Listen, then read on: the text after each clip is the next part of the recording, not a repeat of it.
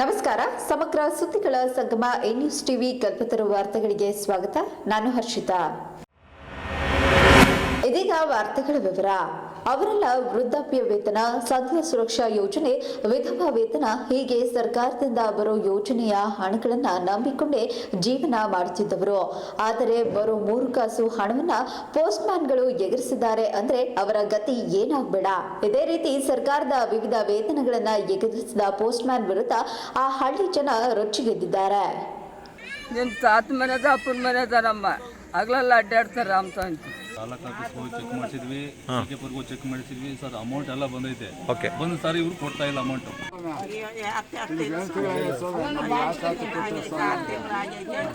ಮಾಡಿದ್ರೆ ನಾಳೆ ಆರೋಗ್ಯ ಸಮಸ್ಯೆ ಬಗೆಹರಿಸ್ಕೋಬಹುದು ಅಂತ ದುಡ್ಡು ಕಟ್ಟಿದ್ರೆ ದುಡ್ಡು ಕಟ್ಟ ಒಂದು ವಾಪಸ್ ಬರಲ್ಲ, ಪೆನ್ಷನ್ಗಳು ಬರಲ್ಲ. ಹೀಗೆ ಕೈಯಲ್ಲಿ ಅಂಚೆ ಕಚೇರಿ ಪಾಸ್ಬುಕ್ ಹಿಡಿದು ಗೋಳಾಡುತ್ತಿರೋರು ಸರ್ಕಾರದ ವಿವಿಧ ವೇತನಗಳನ್ನೇ ನಂಬಿ ಬದುಕು ಸಾಗಿಸೋರು. ಸರ್ಕಾರದ ಸಂಧ್ಯಾ ಸುರಕ್ಷಾ, ಅಂಗವಿಕಲ ವೇತನ, ವೃದ್ಧಾಪ್ಯ ವೇತನ, ವಿಧವಾ ವೇತನಗಳನ್ನು ತಲುಪಿಸಬೇಕಾದ ಪೋಸ್ಟ್ ಮಾಸ್ಟರ್ ಒಬ್ಬ ಭ್ರಷ್ಟಾಚಾರ ಎಸಗಿದ್ದಾನೆ. ಈ ಬಗ್ಗೆ ತಹಶೀಲ್ದಾರ್ ಹಾಗೂ ಅಂಚೆ ಇಲಾಖೆಯ ಅಧಿಕಾರಿಗಳು ತನಿಖೆ ಮಾಡಿ ವೃದ್ಧರಿಗೆ ನ್ಯಾಯ ಕಲ್ಪಿಸುವ ಕೆಲಸ ಮಾಡಬೇಕೆಂದು ಗ್ರಾಮದವರು ಅಳಲು ತೋಡಿಕೊಂಡಿದ್ದಾರೆ.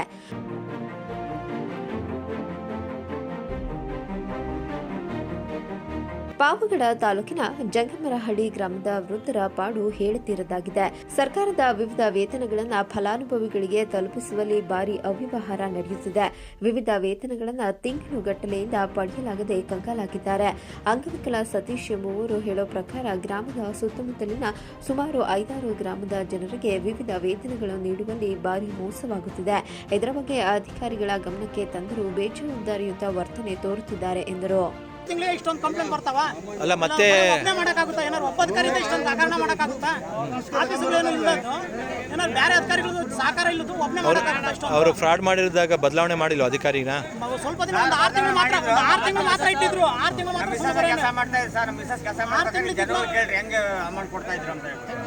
ಮಾತ್ರನೇ ಸುಮ್ಮನೆ ಇಟ್ಟಿದ್ದವರು. ಸಡನ್ ಆಗಿ 2 ತಿಂಗಳಿಗೆ ಇಷ್ಟೊಂದು ಹಗರಣ ಮಾಡಕ್ಕಾಗುತ್ತೆ? ಅವ್ರು ಒಪ್ಕೊಂಡಿದ್ರ ನಾವು ಇದಾಗಿದೆ ಅಂತ ಏನೋ ಕೋರ್ಟಲ್ಲಿ 6 ಲಕ್ಷ ಮಾತ್ರ ಇದಾಗಿದೆ, ನಾನು ಕಟ್ಕೊಡ್ತೀನಿ, ಇನ್ಮೇಲೆ ಮಾಡಲ್ಲ ಅಂತ ಏನೋ ಕೋರ್ಟಲ್ಲೇ ಇದಾಗಿದೆ. ಅದು ಅವ್ರ ಹೆಸರು ಬಾಬು, ಈಶ್ವರ್ ಬಾಬು ಅಂತ. ಈಶ್ವರ್ ಬಾಬು ಜಿಲ್ಲೆ ಮನೆ ಇದೆ. ಒಂದ್ಸಲ ಇದು ಮಾಡಿ. ಮತ್ತು ಬರೀ ಪೆನ್ಷನ್ ತಂದೆ ಎಲ್ಲ ಸಮಸ್ಯೆ ಆಗ್ತಿರೋದು. ಇಲ್ಲಿ 3 ಜನ ಇದ್ದಾರೆ. 3 ಜನ ಅಕೌಂಟ್ ತಂದಿದ್ದಾರೆ. 18-20 ಸಾವಿರ ರೂಪಾಯಿ ಉಳಿತಾಯ ಕಟ್ಟಿದ್ರು. ಒಬ್ರು 1 ಲಕ್ಷ ಕಟ್ಟಿದ್ದಾರೆ ಅಲ್ಲಿ ಪೋಸ್ಟ್ ಅಲ್ಲಿ ಸಿಕ್ಕಾಪುರ ವಿಧವಾ ವೇತನದ್ದು. ಅವ್ರು ಕಟ್ಟಿ ಹಂಗೆ ಕಂಟಿನ್ಯೂಸ್ ಕಟ್ಕೊಂಡ್ಬಂದಿದ್ರು. ಇವ್ರು ಉಳಿತಾಯ ಮಾಡಿದ್ರೆ ನಾಳೆ ಆರೋಗ್ಯ ಸಮಸ್ಯೆ ಬಗೆಹರಿಸ್ಕೋಬಹುದು ಅಂತ ದುಡ್ಡು ಕಟ್ಟಿದ್ರೆ ದುಡ್ಡು ಕಟ್ಟ ಒಂದು ವಾಪಸ್ ಬರಲ್ಲ, ಪೆನ್ಷನ್ಗಳು ಬರಲ್ಲ. ದಯವಿಟ್ಟು ಇದನ್ನ ದೊಡ್ಡ ಮಟ್ಟಕ್ಕೆ ತಗೊಳಂಗಿದ್ರೆ ತಗೊಂಡೋಗಿ, ಇಲ್ಲ ಅಂದ್ರೆ ಜನಗಳಿಗೆ ಯಾರು ನ್ಯಾಯ ಸಿಗಲ್ಲ. ಇವತ್ತಲ್ಲ ನಾಳೆ ಲೋಕಾಯುಕ್ತಕ್ಕೆ ಹೋಗ್ತಾರೆ ಅಥವಾ ಏನೋ ಒಂದು ದೊಡ್ಡ ಮಟ್ಟದ ಸಮಸ್ಯೆಗಳಾಗುತ್ತೆ. ನಾವು ಹೋಗಿದ್ವಿ, ಹಂಗಂದ್ರು ಏನಂತಲೇ ನಿನ್ನ ತಾತ ಮನೆದ ಅಪ್ಪನ ಮನೆದಾರಮ್ಮ ಆಗ್ಲೆಲ್ಲ ಅಡ್ಡಾಡ್ತಾರೆ ಅಂತ ಗೊಲ್ರನ್ 3, ನಾನೊಬ್ಳು ಕಾಂಬಿನೇಟರ್ 2. 7 ತಿಂಗಳೂ ಕೊಡ್ಲಿಲ್ಲ. 7 ತಿಂಗಳ ಮೇಲೆ 1 ತಿಂಗಳಿಗೆ ಬಂತು, ತಿಂಗಳಿಗೆ ಕೊಟ್ಟರು. ಏನ್ ಹೇಳ್ತಾರೆ ಅವ್ರು? ಏನ್ ಹೇಳ್ತಾರಮ್ಮ?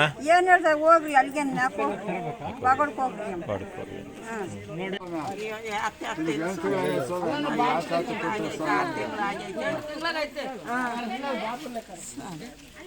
ನಾವು 6 ತಿಂಗಳು ಸ್ವಾಮಿ ಕೈ 9 ತಿಂಗಳು 3 ತಿಂಗಳು ಕೊಟ್ಟು 6 ತಿಂಗಳು ಕೊಟ್ಟು ನಾನು 8 ತಿಂಗಳಿಗೆ 1 ರೂಪಾಯಿ ಕೊಟ್ಟಿಲ್ಲ ಸರ್. 8 ತಿಂಗಳಾಗುತ್ತೆ.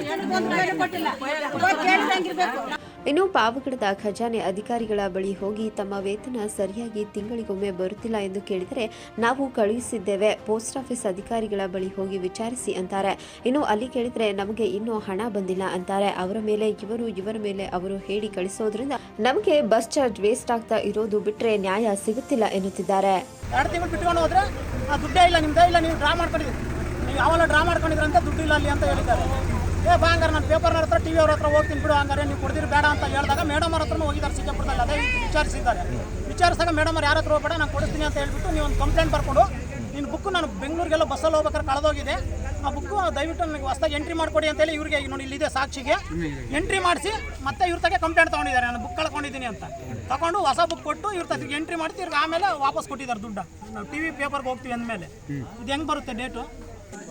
ನಮ್ಮೂರಲ್ಲಿ ಬಡವರಿಗೆ, ತಿರ್ಗಾ ಆಮೇಲೆ ಹ್ಯಾಂಡಿಕ್ಯಾಪ್ಗೆ, ತಿರ್ಗಾ ವೃದ್ಧಾಪ್ಯ ವೇತನ ಇವೆಲ್ಲರ ಎಲ್ಲ ಪೋಸ್ಟ್ ಆಫೀಸಿಂದ ಮೋಸ ಆಗ್ತಾ ಇದೆ. ತಿರ್ಗಾ ಆಮೇಲೆ ಅಮೌಂಟ್ ಬರುತ್ತೆ, ಆದರೆ ಅವರು ಇಲ್ಲಿ ಕೊಡ್ತಾ ಇಲ್ಲ. ಎಲ್ಲರಿಗೂ ಮೋಸ ಮಾಡ್ತಾ ಇದ್ದಾರೆ. 2-3 ತಿಂಗಳದು ಬಂದ್ರೂ 1 ತಿಂಗಳು ಕೊಟ್ಬಿಟ್ಟು ಎಲ್ಲನೇ ಎಂಟ್ರಿ ಮಾಡಿಕೊಡ್ತಾ ಇದ್ದಾರೆ. ಆದ್ರೂ ಬರೀ ಒಂದೇ ತಿಂಗಳಲ್ಲಿ 2-3 ಸರಿ ಎಂಟ್ರಿ ಮಾಡ್ತಾರೆ. ಹಂಗೆ ಮಾಡಿಬಿಟ್ಟು ಎಲ್ಲ ದುಡ್ಡೆಲ್ಲ ಹೊಡಿತಾ ಇದ್ದಾರೆ. ಇದನ್ನು ಸ್ವಲ್ಪ ತನಿಖೆ ಮಾಡಿ ನಮ್ಮ ಜನಗಳಿಗೆ ಅನುಕೂಲ ಮಾಡಿಕೊಡ್ಬೇಕು. ಅಲ್ಲ, ಇದ್ರ ಸಮಸ್ಯೆ ಬಗ್ಗೆ ಏನಾನ ಮೇಲಾಧಿಕಾರಿ ಗಮನಕ್ಕೆ ತಂದಿದ್ದೀರಾ? ತಂದಿದ್ದಾರೆ, ಆದ್ರೂ ಅವರು ಸಮೇತನ ಇದಕ್ಕೆ ನೀಟಾಗಿ ರೆಸ್ಪಾನ್ಸ್ ಮಾಡ್ತಾ ಇಲ್ಲ. ನಮ್ಮೂರ ಬಗ್ಗೆ ತುಂಬ ನೆಗ್ಲೆಕ್ಟ್ ಮಾಡ್ತಾ ಇದ್ದಾರೆ ಮೇಲಾಧಿಕಾರಿಗಳು ಎಲ್ಲನ. ಇಲ್ಲಿರೋರು ಕೂಡ ನೆಗ್ಲೆಕ್ಟ್ ಮಾಡ್ತಾ ಇದ್ದಾರೆ ಪೋಸ್ಟ್ ಆಫೀಸ್ ಅವರು. ಹಂಗಾಗಿ ನಮ್ಮೂರ ಜನಗಳಿಗೆ ಅನುಕೂಲ ಮಾಡಿಕೊಡ್ಬೇಕು. ಎಲ್ಲ ಹ್ಯಾಂಡಿಕ್ಯಾಪ್ಗೂ ವೃದ್ಧಾಪ್ಯ ವೇತನ, ವಿಧವಾ ವೇತನ ಎಲ್ಲರಿಗೂ ಸ್ವಲ್ಪ ಹೆಲ್ಪ್ ಮಾಡ್ಬೇಕಂತ ಕೇಳ್ಕೊತಾ ಇದ್ದೀವಿ. ಇದೆ ನೋಡಿ, ಅಮೌಂಟ್ ಪೂರ್ತಿನೂ ನನ್ನ ಎದುರಿಗೇನೆ 2 ಸಲ ನಾನು ಹೋಗಿದ್ದೆ ಅವ್ರ ಜೊತೆಲೆ. ಅಮೌಂಟ್ ಇದು ವಾಪಸ್ ಕೊಡಿ ಅಂತ. ಅವರು ಡೆತ್ ಆದ್ರು, ಆರೋಗ್ಯ ಸಮಸ್ಯೆ ಆಗಿಬಿಟ್ಟು ಡೆತ್ ಆದ್ರು. 1 ಲಕ್ಷ ರೂಪಾಯಿ ಉಳಿತಾಯ ಕಟ್ಟಿಕೊಂಡಿದ್ದಾರೆ ಅಲ್ಲಿ ಪೋಸ್ಟಲ್ಲಿ. ಪ್ರತಿ ಚೀಟಿನೂ ಅದೆಲ್ಲ ದುಡ್ಡು ಬೇರೆ ಬೇರೆ ಎಲ್ಲ ಸೇರಿಸಿ ವಾಪಸ್ ಕೊಡ್ತೀವಿ ಅಂತ ಹೇಳ್ಬಿಟ್ಟು ವಾಪಸ್ ಕೊಡ್ತೀವಿ, ಡೆತ್ ಸರ್ಟಿಫಿಕೇಟ್ ತಗೊಂಬನ್ನಿ ಅಂತ ಹೇಳಿದ್ದಾರೆ. ಫಸ್ಟ್ ಹೋದಾಗ ಡೆತ್ ಸರ್ಟಿಫಿಕೇಟ್ ತಗೊಂಡೋದ್ಮೇಲೆ ನೀವು ಚೀಟಿ ಕಟ್ಟಿರೋ ಏನು ಬುಕ್ ಇದೆ ಎಲ್ಲ ತಗೊಂಬನ್ನಿ ಅಂತ ಹೇಳಿದ್ದಾರೆ. ಬುಕ್ ತಗೊಂಡೋದ್ಮೇಲೆ ಇನ್ನು 3 ತಿಂಗಳಾಗುತ್ತೆ ತರಿಸ್ಕೊಡ್ತೀವಿ ಅಂತ ನಮ್ಮ ಎದುರಿಗೆ ಹೇಳಿದ್ದಾರೆ. ಅವ್ರಿಗೆ ಹೇಳಿ 3 ತಿಂಗಳಾದ್ಮೇಲೆ ಮತ್ತೆ ಇವಾಗ ಇಲ್ಲ ನಿಮ್ಮ ಹುಡುಗಾಲಿ ಯಾವಲ್ಲ ಡ್ರಾ ಮಾಡ್ಕೊಂಡು ಹೋದ ಅಂತ ಹೇಳ್ತಾರೆ. ಬುಕ್ ಎಲ್ಲ ಇಲ್ಲೇ ಇದೆ, ಒರಿಜಿನಲ್ ರಸೀದಿ ಎಲ್ಲ ಇಲ್ಲೇ ಇದೆ. ಆ ಹುಡುಗ ಕೊನೆಗೆ ನೀವು ದುಡ್ಡು ಇಟ್ಕೊಳ್ಳಿ, ನಮಗೆ ಬಡ್ಡಿ ಬೇಡ, ನಾವು ಅಮ್ಮ ಎಷ್ಟು ಕಟ್ಟಿದ್ವಿ ಅಷ್ಟು ವಾಪಸ್ ಕೊಡಿ ಅಂತ 15-20 ವರ್ಷ ಕಟ್ಟಿರೋ ದುಡ್ಡು ಕೇಳಿದ್ದಾರೆ. ಹೇಳಿರೋ ದುಡ್ಡು ಸದ ವಾಪಸ್ ಕೊಟ್ಟಿಲ್ಲ. ಇಂಥವೆಲ್ಲ ಸುಮಾರು ಇದಾವೆ. ಇದೊಂದು ಒಬ್ಬರಿಂದ ಆಗುತ್ತಾ? ಇದು ಅಧಿಕಾರಿ ಇದ್ದ ಯಾರನ್ನ ಒಬ್ರು ಪೋಸ್ಟ್ನರ್ ಮಾಡೋಕ್ಕಾಗುತ್ತಾ? ಇದನ್ನೆಲ್ಲ ಹಗರಣ ಇದರಲ್ಲೇನೋ ಬೇರೆ ಮಿಂಗಲ್ ಯಾರು ಸದಾ ಇದೆ, ಆಫೀಸ್ ಎಲ್ಲ ಇದೆ. ಇದು ಸ್ಟಾಫ್ ಯಾರ್ಯಾರು ಇದ್ದಾರೋ ಸಂಬಂಧಪಟ್ಟರು ಸದಾ ಇದನ್ನ ಸಂಬಂಧಪಟ್ಟಂತ ಯಾರನ್ನ ಒಬ್ಬ AC ಅಲ್ಲ, ಬೇರೆ ಇನ್ನ ಮ್ಯಾಗ್ಲ ಅಧಿಕಾರಿಗಳಿಂದ ತನಿಖೆ ಆದ್ರೂ ಮಾತ್ರ ಇದೇನೋ ಬಯಲಿ ಬರುತ್ತೆ. ದಯವಿಟ್ಟು ಇದನ್ನ ಬರೀ ಇಲ್ಲಿ ಬಿಟ್ಟು ತಹಸೀಲ್ದಾರ್ ಲೆವೆಲ್ ತರಬೇಡಿ. ಒಟ್ಟಿನಲ್ಲಿ ಈ ಸಮಸ್ಯೆಗೆ ಸಂಬಂಧಪಟ್ಟ ಅಧಿಕಾರಿಗಳು ಸ್ಪಂದಿಸಿ ಸೂಕ್ತ ಕ್ರಮ ಕೈಗೊಳ್ಳದೆ ಹೋದರೆ ಮುಂದಿನ ದಿನಗಳಲ್ಲಿ ಉಗ್ರ ಹೋರಾಟ ನಡೆಸುವುದಾಗಿ ಗ್ರಾಮಸ್ಥರು ಆಕ್ರೋಶ ವ್ಯಕ್ತಪಡಿಸಿದ್ದಾರೆ. ಬಡವರ ಕಾಸಿಗೂ ಕನ್ನ ಹಾಕುವ ಅಧಿಕಾರಿಗಳ ವಿರುದ್ಧ ಕ್ರಮ ಜರುಗಿಸಲಾಗುತ್ತಾ ಎಂಬುದನ್ನು ಕಾದು ನೋಡಬೇಕಿದೆ. ಫರ್ದೀನ್, ಈ ನ್ಯೂಸ್ ಟಿವಿ, ಪಾವಗಡ. ತುಮಕೂರು ನಗರದಲ್ಲಿ ಬೆಳಗ್ಗೆ ಜೆಸಿಬಿ ಘರ್ಜಿಸಿವೆ. ಮಹಾನಗರ ಪಾಲಿಕೆ ನಡೆಸಿದ ಕಾರ್ಯಾಚರಣೆಯಲ್ಲಿ ರಸ್ತೆ ಅಭಿವೃದ್ಧಿಗೆ ಅಡ್ಡಿಯಾಗಿದ್ದ ಮನೆಗಳನ್ನು ಹಾಗೂ ಕಟ್ಟಡಗಳನ್ನು ತೆರವುಗೊಳಿಸಲಾಗಿದೆ. ಇದಕ್ಕೆ ಜನರ ಸ್ವಯಂ ಸಹಕಾರವೇ ಕಾರಣ ಎನ್ನುತ್ತಿದೆ ಮಹಾನಗರ ಪಾಲಿಕೆ. ತುಮಕೂರು ನಗರದಲ್ಲಿ ಬೆಳ್ಳಂಬೆಳಗ್ಗೆ ಜೆಸಿಬಿ ಘರ್ಜಿಸಿವೆ. ಮಹಾನಗರ ಪಾಲಿಕೆ ನಡೆಸಿದ ಕಾರ್ಯಾಚರಣೆಯಲ್ಲಿ ರಸ್ತೆ ಅಭಿವೃದ್ಧಿಗೆ ಅಡ್ಡಿಯಾಗಿದ್ದ ಮನೆಗಳು ಹಾಗೂ ಕಟ್ಟಡಗಳನ್ನು ತೆರವುಗೊಳಿಸಲಾಗಿದೆ. ಇದಕ್ಕೆ ಜನರ ಸ್ವಯಂ ಸಹಕಾರವೇ ಕಾರಣ ಎನ್ನುತ್ತಿದೆ ಮಹಾನಗರ ಪಾಲಿಕೆ. ತುಮಕೂರು ನಗರದ 35ನೇ ವಾರ್ಡ್ ವ್ಯಾಪ್ತಿಯ ಬಟವಾಡಿ ಸಾವರಪಾಳ್ಯದಿಂದ ರೋಟಿಘರ್ವರೆಗೆ ಮಹಾನಗರ ಪಾಲಿಕೆ ಒತ್ತುವರಿ ತೆರವು ಕಾರ್ಯಾಚರಣೆ ನಡೆಸಿತು. ಬೆಳ್ಳಂಬೆಳಗ್ಗೆ ಪಾಲಿಕೆಯ ಜೆಸಿಬಿಗಳು ರಸ್ತೆ ಹಾಗೂ ಅಭಿವೃದ್ಧಿ ಕಾರ್ಯಕ್ಕೆ ಅಡ್ಡಿಯಾಗಿದ್ದ ಮನೆ ಹಾಗೂ ಕಟ್ಟಡಗಳನ್ನು ನೆಲಸಮಗೊಳಿಸಿದವು. ಕೆಲ ದಿನಗಳ ಹಿಂದೆ ಸ್ಥಳೀಯರ ವಿರೋಧದಿಂದ ಕಾಮಗಾರಿ ಸ್ಥಗಿತಗೊಂಡಿತ್ತು. 80 ಅಡಿ ರಸ್ತೆ ಅಭಿವೃದ್ಧಿಗೆ ವಿರೋಧ ವ್ಯಕ್ತಪಡಿಸಿದ ಸ್ಥಳೀಯರನ್ನ ಅಧಿಕಾರಿಗಳು ಹಾಗೂ ಪಾಲಿಕೆ ಸಿಬ್ಬಂದಿಗಳು ಮನವೊಲಿಸಿ ಕಾರ್ಯಾಚರಣೆ ನಡೆಸಿದ್ದಾರೆ. ತುಮಕೂರಿನಲ್ಲಿ ಎಲ್ಲ ರಸ್ತೆಗಳು ಅಗಲೀಕರಣ ನಡೀತಾ ಇದ್ದು ಎಲ್ಲ ರಸ್ತೆಗಳು ಕೂಡ ಫಾರ್ಮೇಷನ್ ಆಗ್ತಾ ಇದೆ. ಇದು ಬಟವಾಡಿಯಿಂದ ರೋಟಿಗಲ್ವರೆಗೆ ಇರ್ತಕ್ಕಂಥ 80 ಅಡಿ ರಸ್ತೆ ಬಹಳ ದಿವಸದಿಂದ ನೆನೆಗುದಿಗೆ ಬಿದ್ದಿತ್ತು. ನಾವು ಇಲ್ಲಿರ್ತಕ್ಕಂಥ ಸಾರ್ವಜನಿಕರನ್ನು ಮನವೊಲಿಸಿ ಅವರನ್ನು ಎಲ್ಲರೂ ಕೂಡ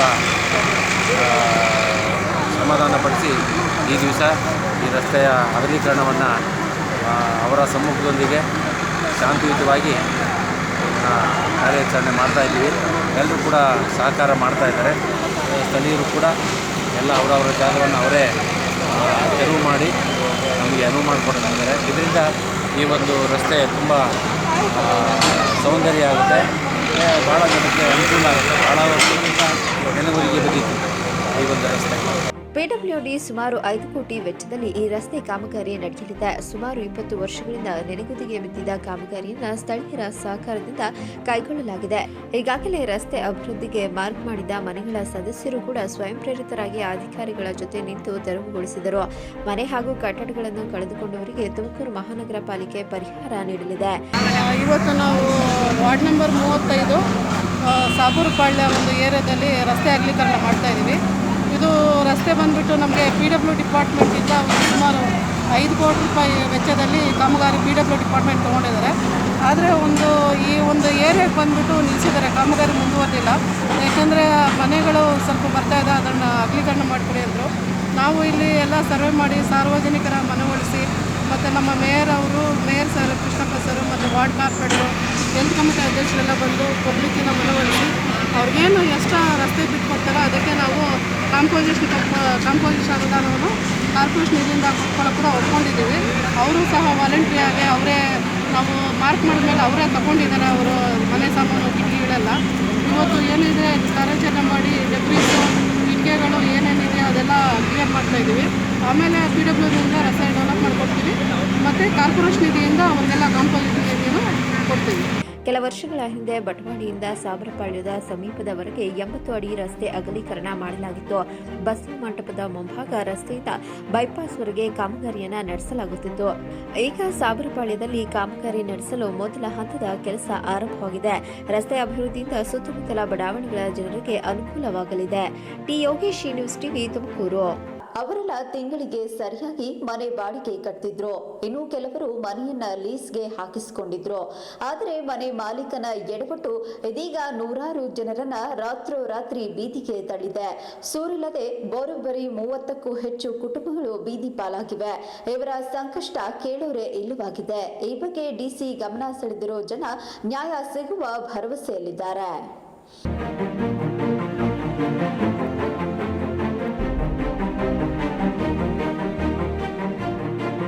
ಇವರೆಲ್ಲ ಮನೆ ಕಟ್ಟಲಿಕ್ಕೆ ಬ್ಯಾಂಕ್ಗಳಲ್ಲಿ ಸಾಲ ಪಡೆದಿದ್ದ ಮನೆ ಮಾಲೀಕ.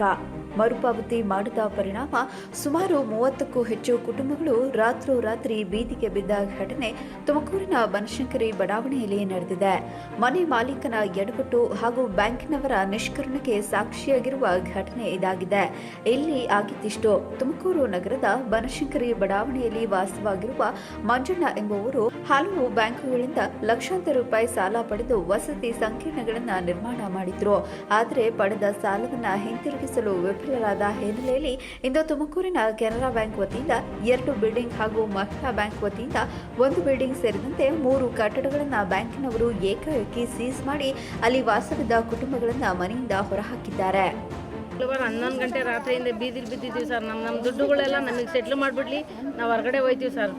ಒಂದೇ ದಿವಸದಲ್ಲೇ ಸೆಟ್ಲ್ ಮಾಡಿಬಿಡಿ. ನಾವು ಇವತ್ತೇನೇ ಸಾಮಾನು ಆಚೆಗೆ ಇಕ್ಕತ್ತೀವಿ. ಮಂಗಳವಾರ ರಾತ್ರಿಯಿಂದ ಊಟ ಇಲ್ಲ, ಬಟ್ಟೆ ಇಲ್ಲ, ಯಾವುದೂ ಇಲ್ಲ ಸರ್. ನಮ್ಮ ಮಕ್ಕಳು ನಾವು ಎಲ್ಲ ಪ್ರತಿಯೊಬ್ಬರು ಸಣ್ಣ ಸಣ್ಣ ಮಕ್ಕಳು ಹೊರಗಡೆ ಇದ್ದೀವಿ. 2 ವರ್ಷದಿಂದ ನಮಗೆ ಈ ಥರ ಇವರು ಒಳಗಡೆ ಬ್ಯಾಂಕುಗಳಲ್ಲೆಲ್ಲ ಎಲ್ಲ ಬ್ಯಾಂಕುಗಳಲ್ಲೂ ಲೋನ್ಗಳು ತೊಗೊಂಡಿದ್ದಾರೆ.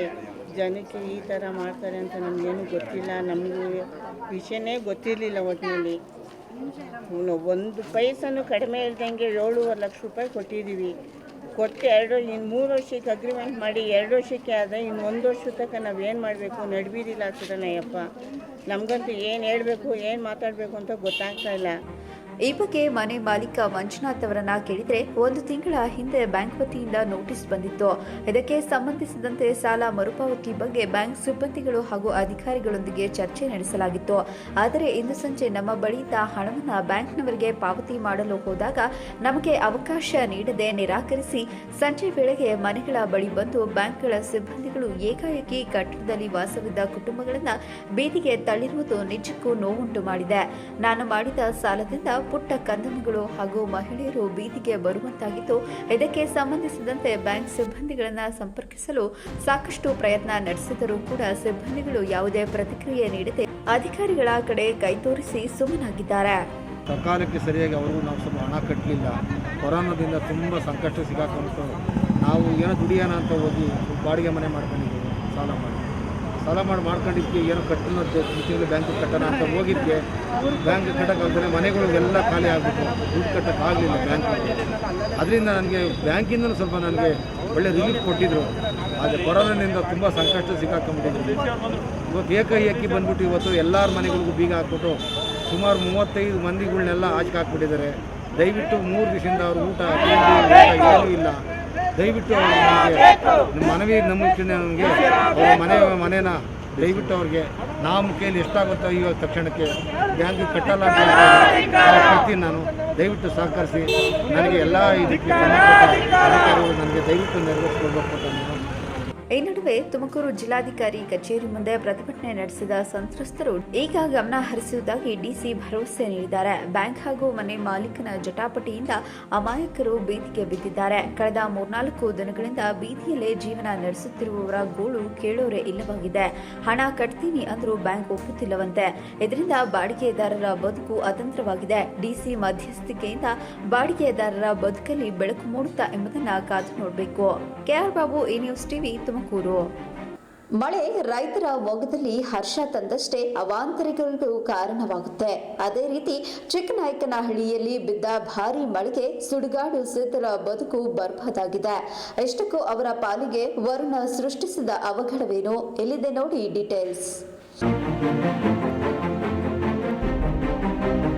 ಚಿಕ್ಕನಾಯಕನಹಳ್ಳಿಯಲ್ಲಿ ಕಳೆದ 3-4 ದಿನಗಳಿಂದ ಮಳೆಯಾಗುತ್ತಿದೆ. ಮಳೆಯಾಗಲೆಂದು ಆಕಾಶ ನೋಡುತ್ತಿದ್ದ ರೈತರ ಮೊಗದಲ್ಲಿ ಮಂದಹಾಸ ಮೂಡಿದ್ರೆ ಇಲ್ಲಿನ ಗುಂಡುತೋಪಿನಲ್ಲಿ ವಾಸವಿರೋ ಸುಡುಗಾಡು ಸಿದ್ಧರ ಬದುಕು ಮಳೆಯಿಂದ ಹೈರಾಣಾಗಿ ಹೋಗಿದೆ. ಹೌದು, ಪಟ್ಟಣದ ಸಮೀಪದ ಗುಂಡುತೋಪಿನಲ್ಲಿ ವಾಸವಿರುವ ಸುಡುಗಾಡು ಸಿದ್ಧರ ಗುಡಿಸಲುಗಳಿಗೆ ಮಳೆ ನೀರು ನುಗ್ಗಿ ದಿನಸಿ ಸಾಮಗ್ರಿ ಸೇರಿದಂತೆ ಗೃಹೋಪಯೋಗಿ ವಸ್ತುಗಳು ನೀರಿನಲ್ಲಿ ಕೊಚ್ಚಿ ಹೋಗಿದೆ ಎಂದು ಇಲ್ಲಿನ ನಿವಾಸಿಗಳು ಅಸಹಾಯಕತೆಯನ್ನು ವ್ಯಕ್ತಪಡಿಸಿದ್ದಾರೆ. ನೋಡಿ, ಎಳೆ ಮಕ್ಕಳು ಈ ಮಳೆಯಿಂದಾಗಿ ನೀರೆಲ್ಲ ಮನೆಯೊಳಗೆ ಪ್ರತಿಯೊಂದು ಕೂಡ ಎಳೆ ಮಕ್ಕಳು ಹುಷಾರಿದ್ದಂಥ ಮಕ್ಕಳು ಅವ್ರು ನಮ್ಮ ಪರಿಸ್ಥಿತಿ ಏನಾಗಬೇಕು? ನಮ್ಮ ಈ ಸುಡುಗಾಡು ಸಿದ್ಧರು ಗೋಳು ಕೇಳೋರೇ ಇಲ್ಲ, ಹೇಳೋರೇ ಇಲ್ಲ. ನಿಮಗೆ ರಾಜ್ಯದಲ್ಲಿ ಆಗಿದೆ. ಈ ಸರ್ಕಾರ ಅನ್ನೋದು ದಯಮಾಡಿ ಗಮನಕ್ಕೆ ತಗೊಂಡು ನೋಡಿ ಸ್ವಾಮಿ, ಈ ಕುಟುಂಬದ ಪರಿಸ್ಥಿತಿ ಏನಾಗಿದೆ ನೋಡಿ. ಗುಂಡುತೋಪಿನಲ್ಲಿ ಸುಮಾರು 20ಕ್ಕೂ ಹೆಚ್ಚು ಕುಟುಂಬಗಳು ಹಲವಾರು ವರ್ಷಗಳಿಂದ ವಾಸವಿದ್ದು, ಜೋರಾಗಿ ಮಳೆ ಬಂದರೆ ಮಳೆ ನೀರು ಸಂಪೂರ್ಣವಾಗಿ ಅವರ ಗುಡಿಸಲುಗಳಿಗೆ ಹೋಗುತ್ತಿರುವುದು ಸಾಮಾನ್ಯವಾಗಿದೆ. ಪಟ್ಟಣದಲ್ಲಿ ಕಳೆದ 4-5 ದಿನಗಳಿಂದ ಸುರಿದ ಭಾರೀ ಮಳೆಗೆ ಮಳೆ ನೀರು ಗುಡಿಸಲಿಗೆ ನುಗ್ಗಿ ಅಪಾರ ನಷ್ಟ ಉಂಟು ಮಾಡಿದೆ. ವಿಪರೀತ ಮಳೆ ಬಂದು ಎಲ್ಲ ಈ ಪಕ್ಕದಲ್ಲಿರ್ತಕ್ಕಂಥ ಹಳ್ಳ ತುಂಬಿಬಿಟ್ಟು ಹಳ್ಳ ಹರಿದು ನಮ್ಮ ಗುಡಿಸಲುಗಳು ತುಂಬಿಕೊಂಡು ಪ್ರತಿಯೊಂದು ಗುಡಿಸಲು ಕೂಡ ಜಲ ಇದಾಗಿಬಿಟ್ಟು ಗುಡಿಸಲು ತುಂಬಲು ನೀರು ನಿಂತುಬಿಟ್ಟು ಆ ಮನೆಯಲ್ಲಿರ್ತಕ್ಕಂಥ ರೇಷನ್ನು, ಬಟ್ಟೆ ಬರೆ, ಪಾತ್ರೆಗಳು ಪ್ರತಿಯೊಂದು ಕೂಡ ಕೊಚ್ಕೊಂಡು ಹೋಗಿದ್ದಾವೆ. ನಮಗೆ ತಿನ್ನೋಕ್ಕೆ ಆಹಾರಕ್ಕೆ ಊಟ ಇಲ್ಲ. ಇವತ್ತು ಯಾರಾದರೂ ದಾನಿಗಳು ನಮ್ಮ ಪರಿಸ್ಥಿತಿ ನೋಡಿ, ನಮ್ಮ ಈ ವ್ಯವಸ್ಥೆಯಲ್ಲಿರ್ತಕ್ಕಂಥ ಸುಡುಗಾಡಿಸಿದ್ದ ಜನಾಂಗದವರಿಗೆ ನಮ್ಮ ಗೋಳು, ನಮ್ಮ ವನವಾಸ ನೋಡಿ ಯಾರಾದರೂ ದಾನಿಗಳಿದ್ದರೆ ನಮಗೆ ಊಟದ ವ್ಯವಸ್ಥೆ ಏನಾದರೂ ಮಾಡಿಕೊಡ್ಬೇಕು. ಮತ್ತು ಸರ್ಕಾರದವರು ಕೂಡ ಒಂದು ಸಲ ಗಮನಕ್ಕೆ ತಗೊಂಡು ನಮಗೆ ಒಂದು ಪರಿಶೀಲನೆ ಮಾಡಿ ನಮಗೆ ಏನಾದರೂ ಕೂಡ ಒಂದು ಅನುಕೂಲತೆ ಮಾಡಿಕೊಡ್ಬೇಕು, ಮೂಲಭೂತ ಸೌಕರ್ಯ ಒದಗಿಸಿಕೊಡ್ಬೇಕು ಅಂತ ತಮ್ಮಲ್ಲಿ ಕಳಕಳಿಯಿಂದ ನಾವು ಕೇಳ್ಕೊತಾ ಇದ್ದೀವಿ. ಇವರ ಕಷ್ಟವನ್ನು ಅರಿತ ತಾಲೂಕು ಆಡಳಿತ ಮಂಡಳಿ ನಿವೇಶನವನ್ನ ಹಂಚಿಕೆ ಮಾಡಿದ್ದು, ಪುರಸಭೆಯಿಂದ ನೀಡಿದ ನಿವೇಶನಗಳಲ್ಲಿ ಮೂಲಭೂತ ಸೌಕರ್ಯಗಳಿಲ್ಲ ಎಂಬ ಕಾರಣಕ್ಕೆ ಇಲ್ಲಿನ ಸುಡುಗಾಡು ಸಿದ್ಧರು ಆ ಜಾಗದಲ್ಲಿ ವಾಸ ಮಾಡಲು ಹಿಂಜರಿಯುತ್ತಿದ್ದಾರೆ. ಮಳೆಯಿಂದ ಆದ ನಷ್ಟವನ್ನ ಸರ್ಕಾರ ತುಂಬಿಕೊಳ್ಳಬೇಕು ಹಾಗೂ ದಾನಿಗಳ ಸಹಾಯ ಮಾಡಬೇಕಾಗಿ ಮನವಿ ಮಾಡಿಕೊಂಡಿದ್ದಾರೆ. ಇವರ ಮನವಿಗೆ ಸರ್ಕಾರ ಕಿವಿಗೊಡುತ್ತಾ ಎಂಬುದನ್ನು ಕಾದು ನೋಡಬೇಕಿದೆ. ಚೇತನ್, ಈ ನ್ಯೂಸ್ ಟಿವಿ, ಚಿಕ್ಕನಾಯಕನಹಳ್ಳಿ. ಹಾಸನದವರೆಗೆ ತುಮಕೂರು ಜಿಲ್ಲೆಗೆ ನೀರು ಬಿಡೋ ಮನಸ್ಸು ಇರಲಿಲ್ವಾ? ಬಿಜೆಪಿ ಸರ್ಕಾರ ಆಡಳಿತಕ್ಕೆ ಬಂದ ಮೇಲೆ ಸರಿಯಾದ ರೀತಿಯಲ್ಲಿ ಯೋಜನೆ ಮತ್ತು ಯೋಚನೆಯಿಂದ ಎಲ್ಲಾ ಭಾಗದಲ್ಲಿಯೂ ಹೇಮಾವತಿ ನೀರು ಹರಿಸಲಾಗುತ್ತಿದೆ. ಹೀಗಂತ ಕಾನೂನು ಹಾಗೂ ಸಂಸದೀಯ ಸಚಿವರ ಹೇಳಿಕೆಗೆ ಮಹತ್ವ ಪಡೆದುಕೊಂಡಿದೆ.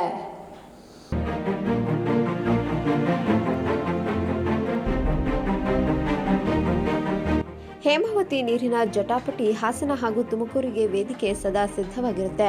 2 ಜಿಲ್ಲೆಗಳ ಜೀವನಾಡಿ ಹೇಮಾವತಿ ಅನ್ನೋದು ತುಮಕೂರು ಜಿಲ್ಲೆಯ ಗುಬ್ಬಿ ತಾಲೂಕಿನ ಯಲಜಿಹಳ್ಳಿ ಗ್ರಾಮಕೆರೆ ಹೇಮಾವತಿಯಿಂದ ತುಂಬಿತ್ತು. ಈ ಹಿನ್ನೆಲೆ ಗಂಗಾ ಪೂಜೆ ನೆರವೇರಿಸಲು ಆಗಮಿಸಿದ ಜಿಲ್ಲಾ ಉಸ್ತುವಾರಿ ಸಚಿವ ಹಾಗೂ ಕಾನೂನು ಮತ್ತು ಸಂಸದೀಯ ಸಚಿವ ಮಾಧುಸ್ವಾಮಿ ಹೇಳಿಕೆ ಹೇಮಾವತಿ ನೀರಿನ ವಿಚಾರದಲ್ಲಿ ಇನ್ನೂ ಗೊಂದಲ ನಿವಾರಣೆಯಾಗಿಲ್ಲ ಅನ್ನೋದು ಗೋಚರಿಸುತ್ತದೆ. ಹಾಸನ, ಮಂಡ್ಯ, ತುಮಕೂರು ಜಿಲ್ಲೆಗಳಲ್ಲಿ ಹೇಮಾವತಿ ನೀರಿನ ಸಮಸ್ಯೆ ಇತ್ತೀಚಿನ ದಿನಗಳಲ್ಲಿ ಆಗ್ತಾ ಇಲ್ಲ. ಇದಕ್ಕೆ ಆಡಳಿತ ವ್ಯವಸ್ಥೆಯಲ್ಲಿ ಯಾವುದೇ ಸಮಸ್ಯೆಗಳಿಲ್ಲದ ಕಾರಣ ನಾಲೆಯಲ್ಲಿ ನೀರು ಹರಿಯುತ್ತಿದೆ. ಇದು ಬಿಜೆಪಿ ಸರ್ಕಾರದ ಸಾಧನೆ ಎಂದಿದ್ದಾರೆ. ಈಗ ನಾವೆಲ್ಲ ಸರ್ವೆ ಮಾಡಿದ್ದೀವಿ, ಜಾಯಿಂಟ್ ಸರ್ವೆ ಆಗಿದೆ, ಕ್ರಾಪ್ ಲಾಸ್ ಎಷ್ಟಾಗುತ್ತೆ ಎಸ್ಟಿಮೇಟ್ ಮಾಡಿದ್ದೀವಿ, SI ಮಾಡಿದ್ದೀವಿ. ಮುಂದೆ 9-1ಗೆ ಈಗ ಗೌರ್ಮೆಂಟಿಗೆ ಕಳಿಸಿದ್ದೀವಿ. ಅದು ಬಂದ ತಕ್ಷಣ ಅವ್ರಿಗೆ ಅವಾರ್ಡ್ ಕೊಟ್ಬಿಟ್ಟು ಕಾಂಪನ್ಸೇಷನ್ ಕೊಟ್ಟು ಕೆಲಸ ಶುರು ಮಾಡ್ತೀವಿ. ಆಗಲವಾಡಿ, ಅರ್ಧಗೆರೆಯಿಂದ ಆಗಲವಾಡಿಗೆ ಹೋಗ್ಬೇಕಾದ್ರೆ ಕೆಲವೊಂದನ್ನು ಹಾಗೆಯೇ 2 ಕಿಲೋಮೀಟ್ರ್ ಬಳಸ್ಕೊಂಡು ರಿಡ್ಜ್ ಕೆನಾಲ್ ತೊಗೊಂಡಿದ್ವಿ. ಅಲ್ಲಿ ಮಾಡೋಕ್ಕೂ ಬಿಡ್ತಿರ್ಲಿಲ್ಲ, ಮಾಡೋಂತಲೂ ಇರ್ತಿರ್ಲಿಲ್ಲ, ಹಂಗಾಗಿತ್ತು. ನಾನು ಎಮ್ ಡಿ ಅವರು ಹೋಗಿ ಡಿಸಿಷನ್ ತೊಗೊಂಡು ಅರ್ಧಗೆರೆಯಿಂದ ಆಗಲವಾಡಿವರೆಗೆ ರೋಡ್ ಸೈಡಲ್ಲೇ ಆಕ್ವಾಡಕ್ಟ್ ಮಾಡ್ಕೊಂಡು ತೊಗೊಂಡು ಹೋಗ್ಬೇಕು. ಭೂ ಪರಿಹಾರ ಕೊಡೋ ದುಡ್ಡಲ್ಲಿ ಅದೇ ಕೆಲಸ ಆಗುತ್ತೆ, ಯಾರ ಜಮೀನು ನಷ್ಟ ಆಗಬಾರ್ದು ಅಂತೇಳಿ ತೀರ್ಮಾನ ಮಾಡಿದ್ದೀವಿ. ಕರ್ನಾಟಕದ 71 ತಾಲೂಕುಗಳಲ್ಲಿ ನೀರಿನ ಸಮಸ್ಯೆಯ ಮರುಭೂಮಿ ಸೃಷ್ಟಿಸಲಾಗಿದೆ. ಅಂತರ್ಜಲ ಸುಮಾರು 1200 ಅಡಿ ಆಳ ತಲುಪಿದೆ. ಅಲ್ಲಿಂದ ನೀರು ತೆಗೆಯುವುದೇ ಬಹಳ ಕಷ್ಟಕರವಾಗಿದೆ. ಇಂತಹ ಸಂದರ್ಭದಲ್ಲಿ ಮೋದಿಜಿಯವರು ಅಟಲ್ ಭೂಜಲ ಯೋಜನೆ ಯಾವ ಬೆಳೆಗೆ ಎಷ್ಟು ಪ್ರಮಾಣದಲ್ಲಿ ನೀರು ಬಳಕೆ ಸಂಗ್ರಹಣೆ ಬಗ್ಗೆ ಜಾರಿಗೆ ತರಲಾಗಿದೆ. ಜಿಲ್ಲೆಯ ಕಡಬ ಮತ್ತು ಸಿಎಸ್ಪುರ ಕೆರೆಗೆ ನೀರು ಹರಿಸುವ ಯೋಜನೆ ರೂಪಿಸಲು ಅಧಿಕಾರಿಗಳಿಗೆ ಈಗಾಗಲೇ ಮಾಹಿತಿ ನೀಡಲಾಗಿದೆ. ಮಳೆ ಎಷ್ಟು ಬಿದ್ದರೂ ನೀರು ಹರಿಯೋ ಸ್ಥಿತಿ ಇಲ್ಲ ಇವತ್ತು. ಅಲ್ಲೇ ಬಿದ್ದಿತ್ತೋ ಇಲ್ವೋ ಅಂತೇಳಿ ಮಾರನೇ ದಿವಸ ಅನಿಸುತ್ತೆ. ಈಗ 2 ದಿವಸದಲ್ಲಿ ಮಳೆ ಆಗಿದೆ. 10 ವರ್ಷದಿಂದ ಇಷ್ಟು ಮಳೆ ಆಗಿದ್ರೆ ಹಳೆಗಳಿಗೆಲ್ಲ ನೀರು ಹರಿತಾ ಇರೋದು. ಇವತ್ತು ಒಂದು ತೊಟ್ಟು ಕೂಡ ಮುಂದಕ್ಕೆ ಹರಿಯುವಂಥ ಸ್ಥಿತಿ ಇಲ್ಲ. ಭೂಮಿ ಅಷ್ಟು ಬೆಂಡಾಗಿದೆ. ಈ ಸ್ಥಿತಿನಲ್ಲಿ ಇದನ್ನೆಲ್ಲದನ್ನು ಪುನಶ್ಚೇತನ ಮಾಡೋದು ಅಷ್ಟೊಂದು ಸುಲಭವಾದ ಕೆಲಸ ಅಂತ ನಾವು ತಿಳ್ಕೊಂಡಿಲ್ಲ. ಮಾನ್ಯ ಮೋದಿಯವರು ಅಟಲ್ ಭೂಜಲ್ ಅಂತ ಒಂದು ಯೋಜನೆನ ನಮ್ಮ ಕೈಯಲ್ಲಿ ಇವತ್ತು ಕೊಟ್ಟಿದ್ದಾರೆ. ಹನಿ ಹನಿ ನೀರಿಗೂ ನಾವು ಅದರಲ್ಲಿ ಯೋಜನೆಗಳನ್ನ ಮಾಡ್ತಾ ಇದ್ದೀವಿ. ಬೆಳೆ ಏನು ಹಾಕಬೇಕು, ಆ ಬೆಳೆ ನೀರು ಎಷ್ಟು ಕೊಡಬೇಕು, ಎಲ್ಲೆಲ್ಲಿ ನೀರು ವೇಸ್ಟ್ ಆಗ್ತಿರೋದನ್ನ ಉಳಿಸ್ಬೇಕು ಅಂತೇಳಿ. ಬಿಕೆಗುಡ್ಡ ಮತ್ತು ಹಾಗಲವಾಡಿ ಕೆರೆಗೆ ಹೇವಿ ನೀರು ಹರಿಸುವ ಯೋಜನೆಯಲ್ಲಿ ತಾಂತ್ರಿಕ ಸಮಸ್ಯೆ ಇದೆ. ಈಗ ಆ ಎಲ್ಲ ಸಮಸ್ಯೆಗಳನ್ನು ಬಗೆಹರಿಸಲಾಗಿದೆ. ಬಿಕೆಗುಡ್ಡ ಯೋಜನೆಗೆ ಈಗಾಗಲೇ ಚಾಲನೆ ನೀಡಲಾಗಿದೆ. ಶೀಘ್ರದಲ್ಲೇ ಈ ಯೋಜನೆ ಪೂರ್ಣಗೊಳ್ಳಲಿದೆ. ಎಲ್ಲ ನಾಲೆಗಳಿಗೂ ಸಹ ವೈಜ್ಞಾನಿಕವಾಗಿ ನಿರ್ಮಾಣ ಮಾಡಿದರೆ ಸಾಕಷ್ಟು ನೀರು ಕೆರೆಗಳಿಗೆ ಹರಿದು ಈ ಭಾಗದ ರೈತರಿಗೆ ಅನುಕೂಲವಾಗುತ್ತದೆ ಎಂದು ಬಿಜೆಪಿ ಮುಖಂಡ ದಿಲೀಪ್ ಸಚಿವರ ಗಮನ ಸೆಳೆದರು. ಕಾರ್ಯಕ್ರಮದಲ್ಲಿ ತಹಶೀಲ್ದಾರ್ ಬಿ ಆರತಿ, ಬಿಜೆಪಿ ಮುಖಂಡರಾದ ಪಾರ್ಥಸಾರಥಿ, ಸಾಗರನಹಳ್ಳಿ ನಂಜೇಗೌಡ, ಶಿರಾ ಡಿವೈಎಸ್ಪಿ ಕುಮಾರಪ್ಪ, ರೈತ ಸಂಘದ ಗುರು ಚನ್ನಬಸಪ್ಪ, ಗ್ರಾಮ ಪಂಚಾಯಿತಿ ಸದಸ್ಯ ನಂದೀಶ್, ಸದಾಶಿವಯ್ಯ ಸೇರಿದಂತೆ ಇನ್ನಿತರರು ಹಾಜರಿದ್ದರು. Prasanna Dodguni, news TV, Tumakuru. ಎತ್ತಿನಹೊಳೆ ಯೋಜನೆ ಗುತ್ತಿಗೆದಾರ ಕಂಪನಿಯ ಮೇಲೆ ಐಟಿ 2ನೇ ದಿನವೂ ದಾಳಿ ಮುಂದುವರೆಸಿದೆ. ತುಮಕೂರು ಜಿಲ್ಲೆ ಕೊರಟಗೆರೆ ತಾಲೂಕಿನ ಸಿಂಗ್ರಿಹಳ್ಳಿಯ ಎಸ್ಎನ್ಸಿ ಕಂಪನಿಯ ಮೇಲೆ ಐಟಿ ಅಧಿಕಾರಿಗಳ ತಂಡ ದಾಳಿ ನಡೆಸಿ ಪರಿಶೀಲನೆ ನಡೆಸಿದೆ. ಖಾಸಗಿ ಕಂಪನಿಯ ಮೇಲೆ ಐಟಿ ಅಧಿಕಾರಿಗಳ 6 ಜನರ ತಂಡ ಗುರುವಾರ ಬೆಳಗ್ಗೆ ದಾಳಿ ನಡೆಸಿತ್ತು. ಶುಕ್ರವಾರವೂ ಮುಂದುವರೆದಿದೆ. ತುಮಕೂರು ಜಿಲ್ಲೆ ಕೊರಟಗೆರೆ ತಾಲೂಕಿನ ಸಿಂಗ್ರಿಹಳ್ಳಿಯ ಸಮೀಪ ಎಸ್ಎನ್ಸಿ ಕಂಪನಿಯ ಕಚೇರಿ ಇದೆ. ಕೊರಟಗೆರೆ ತಾಲೂಕಿನ ಯಲರಾಂಪುರದಿಂದ ರಾಮನಗರದ ಟಿಪ್ಪಗೊಂಡನಹಳ್ಳಿ ಕೆರೆವರೆಗೆ ಸುಮಾರು 245 ಕೋಟಿ ರು ವೆಚ್ಚದಲ್ಲಿ 244 ಕಿಲೋಮೀಟರ್ ದೂರದ ಎತ್ತಿನಹೊಳೆ ಯೋಜನಾ ಕಾಮಗಾರಿ ಈ ಕಂಪನಿ ಗುತ್ತಿಗೆ ಪಡೆದುಕೊಂಡಿದೆ. ಸತ್ಯನಾರಾಯಣ ಕನ್ಸ್ಟ್ರಕ್ಷನ್ ಪ್ರೈವೇಟ್ ಲಿಮಿಟೆಡ್ನ 2019 ರಿಂದ ಎತ್ತಿನಹೊಳೆ ಯೋಜನೆ ಕಾಮಗಾರಿ ನಡೆಸುತ್ತಿದೆ. ಕಂಪನಿಯ ಗುತ್ತಿಗೆಯ ದಾಖಲೆ, ಕಾಮಗಾರಿಯ ವಿವರದ ಅಂಕಿ ಅಂಶ, ಯೋಜನೆಯ ರೂಪುರೇಷೆ ಮತ್ತು ಯೋಜನೆಯ ಅನುದಾನದ ಸಮಗ್ರ ಮಾಹಿತಿಯನ್ನು ಕಲೆ ಹಾಕಿದ್ದಾರೆ. ಬೆಂಗಳೂರಿನ 6 ಜನ ಐಟಿ ಅಧಿಕಾರಿಗಳ ತಂಡ ಎಸ್ಎನ್ಸಿ ಕಂಪನಿಗಳ ದಾಖಲೆಯನ್ನು ಪರಿಶೀಲನೆ ನಡೆಸಿ ಕಂಪನಿ ಇಂಜಿನಿಯರ್ಗಳಿಂದ ಮಾಹಿತಿ ಪಡೆದುಕೊಳ್ಳುತ್ತಿದ್ದಾರೆ. ಕೊಳಾಲ ಪೊಲೀಸರ ತಂಡ ಸ್ಥಳದಲ್ಲಿಯೇ ಮೊಕ್ಕಾಂ ಹೂಡಿದ್ದಾರೆ. ನಮ್ಮ ಕಣ್ಣುಗಳನ್ನು ದಾನ ಮಾಡುವುದರಿಂದ ಹಿಡಿದು ಕೊರೋನಾ ಅಂತಹ ಸಂದರ್ಭದಲ್ಲಿ ಬೀದಿಯಲ್ಲಿ ಕೆಲಸ ಮಾಡಿದವರು ಇವತ್ತಿಗೂ ಕೂಡ ಸರಿಯಾಗಿ ಗೌರವ ಧನವನ್ನು ಪಡೆಯದೆ ಬೀದಿಯಲ್ಲೇ ಪ್ರತಿಭಟನೆ ಮಾಡಿ ಸಂಬಳ ಪಡೆಯುವಂತಹ ಸ್ಥಿತಿ ನಿರ್ಮಾಣವಾಗಿರುವುದು ಬೇಸರ ತರಿಸುತ್ತದೆ ಎಂದು ಅಂಗನವಾಡಿ ಕಾರ್ಯಕರ್ತರ ಪರವಾಗಿ ಸ್ವಾಮೀಜಿಯವರು ಬ್ಯಾಟ್ ಬೀಸಿದ್ದಾರೆ. ಇಷ್ಟಕ್ಕೂ ಏನಿದು ಅಂತೀರಾ? ಈ ಸ್ಟೋರಿ ನೋಡಿ. ಗುಬ್ಬಿ ತಾಲೂಕಿನ ನಿಟ್ಟೂರು ಹೋಬಳಿಯ ದೊಡ್ಡಗುಣಿ ಗ್ರಾಮದ ಶ್ರೀ ಮಲ್ಲಿಕಾರ್ಜುನ ಗ್ರಾಮಾಂತರ ಪ್ರೌಢಶಾಲಾ ಆವರಣದಲ್ಲಿ ಶಂಕರ ಕಣ್ಣಿನ ಆಸ್ಪತ್ರೆ, ಬೆಂಗಳೂರು ಜಿಲ್ಲಾ ಅಂಧತ್ವ ನಿಯಂತ್ರಣ ಸಂಸ್ಥೆ ತುಮಕೂರು, ಗುಬ್ಬಿ ತಾಲೂಕು ಕುಂಚಿಟಿಗರ ಮಹಾಸಭಾ, ಅಭ್ಯುದಯ ಸೇವಾ ಟ್ರಸ್ಟ್ ತುಮಕೂರು ಇವರುಗಳ ಸಹಯೋಗದೊಂದಿಗೆ ಉಚಿತ ನೇತ್ರ ತಪಾಸಣಾ ಮತ್ತು ಶಸ್ತ್ರಚಿಕಿತ್ಸಾ ಶಿಬಿರ ಮತ್ತು ಕೊರೋನಾ ವಾರಿಯರ್ಸ್ಗಳಿಗೆ ಅಭಿನಂದನಾ ಸಮಾರಂಭವನ್ನು ಏರ್ಪಡಿಸಲಾಗಿತ್ತು.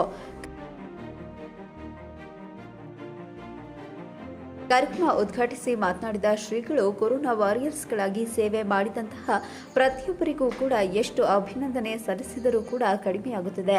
ಸರ್ಕಾರ ಇವರಿಗೆ ಕನಿಷ್ಠ ಗೌರವ ಧನವನ್ನು ನೀಡುತ್ತಿದ್ದು, ಇಂತಹ ಸಾಮಾಜಿಕ ಆರೋಗ್ಯಕರ ಸೇವೆಯನ್ನ ಮಾಡುತ್ತಿರುವಂತಹ ಆಶಾ ಕಾರ್ಯಕರ್ತೆಯರನ್ನ ಸರ್ಕಾರ ಕಾಯಂ ಮಾಡಬೇಕೆಂದು ಸರ್ಕಾರಕ್ಕೆ ಆಗ್ರಹಿಸಿದರು. ನಿವಾರಣೆಯನ್ನು ಮಾಡ್ಕೋಬೇಕು ಅಂದ್ರೆ ಇದ್ರ ಜೊತೆಲಿ ಇವತ್ತು ಜಗತ್ತನ್ನೆಲ್ಲ ನೋಡ್ತೀವಿ. ಇದ್ರ ಜೊತೆಗೆ ನಮಗೆ ಮೇನು ನಮ್ಮ ಮನಸ್ಸಲ್ಲಿರುವಂತ ಅಂಧಕಾರಕ್ಕೂ ಕೂಡ ಒಂದು ಆಪರೇಷನ್ ಆಗ್ಬೇಕಾಗ್ತದೆ. ಮನುಷ್ಯ ಮನುಷ್ಯತ್ವವನ್ನು ಮರೆತು ಬದುಕ್ತಾ ಇದ್ದಾನೆ, ಮಾನವೀಯ ಮೌಲ್ಯಗಳನ್ನ ಎಲ್ಲ ಒಂದ್ ಕಡೆ ಮರೆತು ಬದುಕ್ತಾ ಇದ್ದಾನೆ. ನಾವೆಲ್ಲರೂ ಇವತ್ತು ದುಡ್ಡಿದ್ರೆ ಜಗತ್ತಲ್ಲಿ ಏನ್ ಬೇಕಾದ್ರೂ ಸಾಧನೆ ಮಾಡ್ಬೋದು, ಹಣ ಒಂದೇ ಮೂಲ ಅನ್ನುವಂತ ಭಾವನೆಯಲ್ಲಿ ನಾವೆಲ್ಲರೂ ಕೂಡ ಬದುಕ್ತಾ ಇದೀವಿ. ಎಲ್ಲ ಒಂದ್ ಕಡೆ ಪ್ರೀತಿ ವಿಶ್ವಾಸ ಇಲ್ಲ, ಸಂಬಂಧ ಇಲ್ಲ, ತಂದೆ ತಾಯಿಗಳು, ಅಣ್ಣ ತಮ್ಮ, ಅಕ್ಕ ತಂಗಿ ಅನ್ನುವಂತ ಭಾವನೆಯನ್ನು ಎಲ್ಲ ಒಂದ್ ಕಡೆ ಮರೆತು ಬದುಕ್ತಾ ಇದೀವಿ.